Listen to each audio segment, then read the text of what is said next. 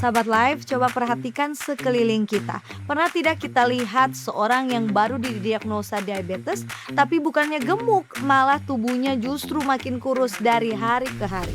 Mungkin kita berpikir, bukannya penderita diabetes itu seharusnya kelebihan berat badan. Ternyata itu adalah salah satu kesalahpahaman terbesar yang beredar di masyarakat kita.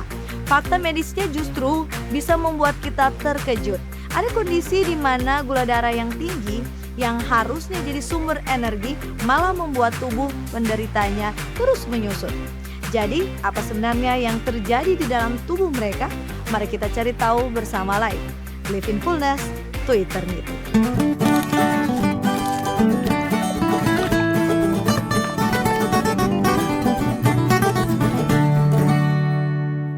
Kenapa penderita diabetes jadi kurus? Sahabat Life, diabetes adalah salah satu penyakit yang paling banyak diderita di seluruh dunia.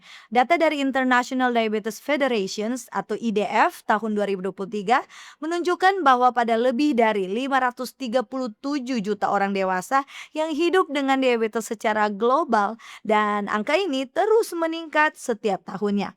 Di Indonesia itu sendiri jumlah penderitanya sudah menembus angka 19,5 juta orang, menjadikan Indonesia sebagai salah satu negara dengan penderita diabetes terbanyak di dunia.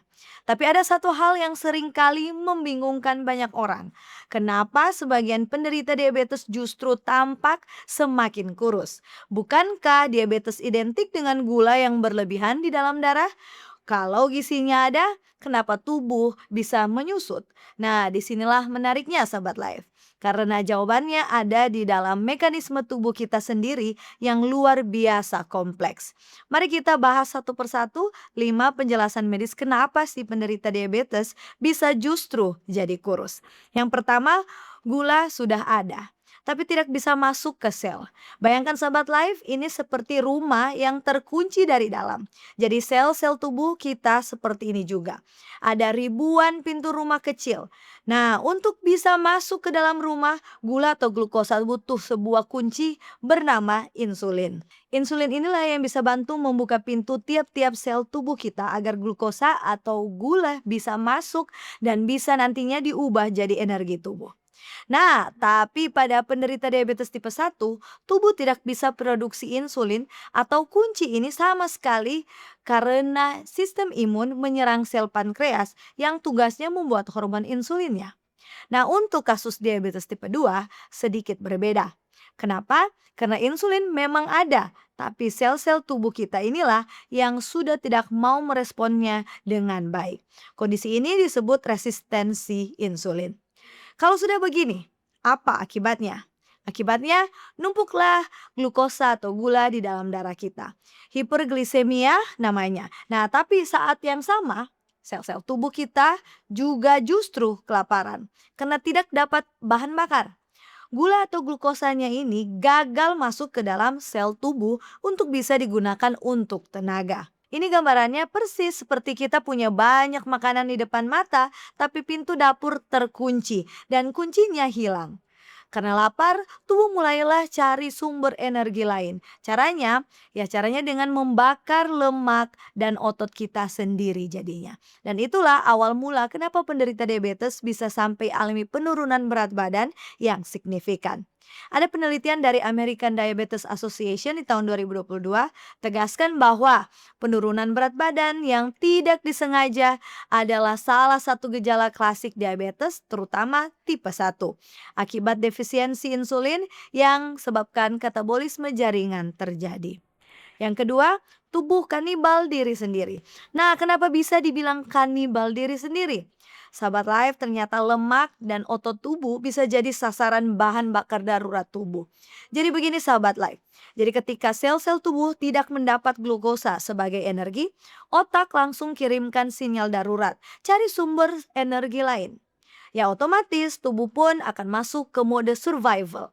Itu artinya mulailah proses pemecahan simpanan lemak tubuh melalui proses yang disebut lipolisis. Itu artinya, mulailah proses memecah simpanan lemak tubuh melalui proses yang disebut lipolisis. Bukan hanya itu, bisa juga tubuh mulai memecah protein dari jaringan otot melalui proses yang disebut proteolysis.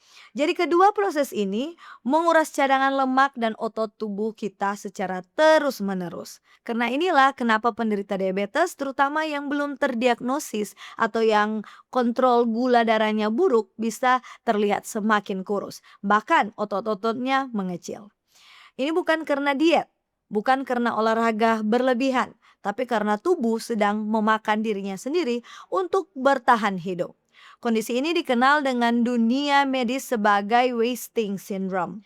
Studi dari Journal of Clinical Endocrinology dan Metabolism di tahun 2021 temukan bahwa penderita diabetes yang tidak terkontrol bisa alami kehilangan massa otot rata-rata 2 hingga 4 kilogram lebih banyak dibandingkan non-diabetik dalam periode yang sama. Yang ketiga, gula dibuang sia-sia lewat urin. Nah, sahabat life, kalau kondisi yang satu ini, gambarannya seperti ember yang bocor. Jadi begini penjelasannya, ketika kadar gula darah kita terlalu tinggi, biasanya bisa lampaui angka 180 mg per desiliter. Nah, di saat seperti ini, ginjal kita tidak lagi mampu sebenarnya untuk menyaring dengan sempurna. Apa jadinya? Hasilnya gula atau glukosa ikut kabur bersama urin. Keluarlah dari tubuh. Ini sama seperti kalau kita punya ember berisi banyak sekali air atau gula. Tapi di bawah ember itu bocor, sahabat life. Itu artinya sebanyak apapun kita isi, tetap saja berkurang terus. Nah, glukosa yang terbuang lewat urin itu artinya kalori alias energi kita yang ikut terbuang tanpa tubuh bisa sempat memanfaatkan ini untuk energi. Kondisi ini dalam dunia medis disebut glikosuria. Artinya ada glukosa atau gula di dalam urin atau air kencing kita. Nah, sahabat life harus tahu, kondisi ini juga yang jadi salah satu alasan kenapa penderita diabetes, apalagi yang belum terkontrol, sering buang air kecil dalam jumlah yang banyak, poliuria. Itu artinya setiap kali ke toilet, energinya ikut terbuang juga, sahabat life. Ada fakta dari National Kidney Foundation di tahun 2023 yang menyatakan bahwa glikosuria bisa sebabkan tubuh kehilangan kalori secara signifikan. Akibatnya, apalagi kalau ini terjadi secara terus-menerus, tentu ini jadi penyumbang besar alasan kenapa bisa berat badan penderita diabetes itu turun, sahabat life. Keempat, dehidrasi kronis.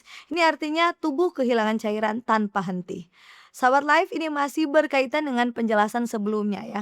Di mana saat glukosa keluar melalui urin, ia tidak keluar sendirian tentunya. Ini bisa tarik air juga ramai-ramai melalui proses yang disebut osmosis. Akibatnya itu ada. Penderita diabetes jadi sering buang air kecil dalam jumlah besar dan merasa sangat haus terus-menerus. Nah, kehilangan cairan tubuh yang terus-menerus inilah yang pasti bisa sebabkan dehidrasi kronis terjadi. Dan dehidrasi itu sendiri ternyata bisa berkontribusi juga pada penurunan berat badan yang tampak di luar. Di mana berat badan yang turun bukan cuma karena lemak hilang, tapi juga karena kandungan air di dalam sel-sel tubuh berkurang drastis. Dan yang lebih penting lagi untuk sahabat life perhatikan adalah dehidrasi pada penderita diabetes bisa pengaruhi fungsi ginjal, tekanan darah, dan bahkan kerja otak kita. Untuk itu, ini tentu bukan sesuatu yang bisa kita anggap remeh ya sahabat life. Menurut Diabetes Care Journal di tahun 2022, dehidrasi pada penderita diabetes yang tidak terkontrol bisa percepat kerusakan ginjal dan tingkatkan resiko komplikasi kardiovaskular. Jangan kita anggap sepele. Yang kelima, peradangan tersembunyi yang merusak metabolisme dari dalam. Sahabat life, inilah yang sering tidak kita sadari. Ternyata kadar gula darah yang tinggi secara kronis bisa ciptakan peradangan sistemik atau systemic inflammation di seluruh tubuh kita. Ini seperti api kecil yang terus nyala diam-diam di dalam tubuh kita. Itu artinya tidak terlihat dari luar, tapi ternyata sudah merusak dari dalam. Nah, peradangan inilah yang bisa ganggu keseimbangan hormon, termasuk tingkatkan hormon glukagon dan kortisol yang justru bisa percepat pemecahan jaringan lemak dan otot tubuh kita. Nah, ekstra hati-hati untuk penderita diabetes tipe 1 ya sahabat life. Karena pada penderita diabetes tipe 1 ada serangan autoimun pada pankreas yang bisa buat kondisi semakin berat. Tapi intinya, untuk jenis peradangan tubuh, tentu metabolisme tubuh penderita diabetes bisa jadi benar-benar terganggu. Tubuh seperti mesin yang salah setting sahabat life, di mana bahan bakarnya ada, tapi mesinnya tidak bisa bekerja dengan benar, sehingga tentu bisa akan terus kuras komponen-komponennya sendiri.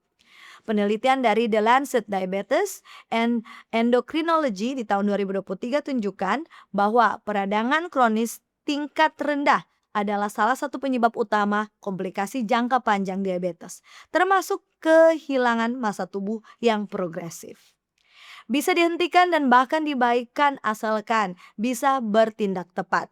Jadi kondisi-kondisi seperti insulin yang tidak berfungsi, tubuh yang membakar otot dan lemak, glukosa terbuang di urin, dehidrasi hingga peradangan. Semuanya bermula dari satu akar yang sama. Apa itu? Itu adalah kadar gula darah yang tidak terkontrol. Jadi, tentu yang bisa jadi solusi utamanya adalah dengan kita kendalikan gula darah. Kalau gula darah terkontrol, semua domino ini bisa berhenti juga sahabat life. Berikut solusi praktis berbasis medis yang bisa kita terapkan. Pertama, kontrol gula darah secara teratur. Caranya, mari periksa gula darah secara rutin. Minimal cek gula darah puasa dan HbA1c setiap 3 bulan. Dengan begini, ini seperti servis kendaraan kita. Kalau rutin dicek, masalah bisa diketahui sebelum jadi besar. Yang kedua, pola makan tepat. Coba Sobat Life terapkan pola makan seimbang bersama ahli gizi. Silakan pilih karbohidrat kompleks, batasi gula sederhana, dan tingkatkan asupan protein berkualitas untuk bisa bantu pulihkan massa otot kita. Yang ketiga, olahraga ringan tapi konsisten. Olahraga ringan secara rutin seperti jalan kaki 30 menit sehari ini sudah terbukti sahabat life. Ini bisa tingkatkan sensitivitas insulin dan bantu stabilkan gula darah tubuh. Yang keempat, patuhi pengobatan. Bagi yang sudah gunakan obat dokter, tetaplah minum obat atau insulin sesuai anjuran dokter dan jangan pernah hentikan pengobatan tanpa konsultasi terlebih dahulu. Yang kelima, cukupi cairan tubuh. Minum air putih yang cukup itu penting. Minimal 8 gelas per hari untuk cegah dehidrasi dan bantu ginjal bekerja optimal. Yang keenam, kelola stres. Ini penting sahabat life. Mari kelola stres dengan baik. Kenapa penting? Karena stres kronis bisa tingkatkan kortisol yang nantinya bisa perburuk kadar gula darah kita. Untuk itu pastikan sahabat life istirahat yang cukup. Lakukan aktivitas yang menyenangkan dan jaga kesehatan mental kita. Sebagai kesimpulan kita, sahabat life bagi kita yang mungkin memiliki anggota keluarga atau orang-orang terkasih yang berjuang dengan diabetes. Mari dukung mereka dengan pemahaman, bukan stigma. Dan bagi kita yang belum didiagnosa, jaga pola hidup sehat mulai sekarang. Karena pencegahan lebih baik dan lebih murah daripada pengobatan. Sahabat Life, tubuh kita adalah karunia paling luar biasa yang pernah kita miliki. Tubuh bekerja keras untuk kita setiap detik, bahkan saat kita tidur.